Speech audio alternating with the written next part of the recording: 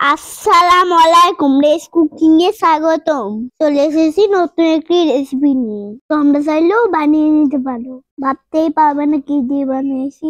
গিয়েছিলাম ছাদে ঘুরতে, গিয়ে দেখি নোনা শাকগুলো হয়ে আছে। মাকে বললাম তুলে নিতে। এই শাক দিয়ে নতুন একটি রেসিপি করে দেখাবো। এই শাকগুলো কিন্তু এমনিই হয়েছে। দেখো কতটুকু তুলেছি, খুব অল্প পরিমাণের।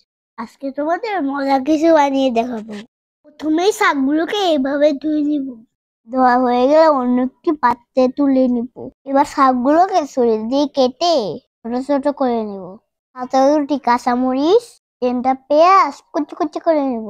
এই দেখো কুচি করা হয়ে গেছে। বা শাকগুলোর মধ্যে কুচি করে পেঁয়াজ মরিচ দিয়ে দিব। স্বাদ মতো লবণ দিব, একটু হলুদ গুঁড়ি, একটু মরিচের গুঁড়া আর বাদা জিরে পাখি। ও একটু রসুন বাটাও দিয়েছি। এবার এক মুঠো বেসনও দিয়ে দিলাম। সামান্য পানি দিয়ে আলতো আলতো করে মেখে নিব। তোমরা কেউ চটকে ভর্তা দিয়ে দিও না। এবার কড়াইতে গপ গপ করে তেল দিয়ে দিলাম।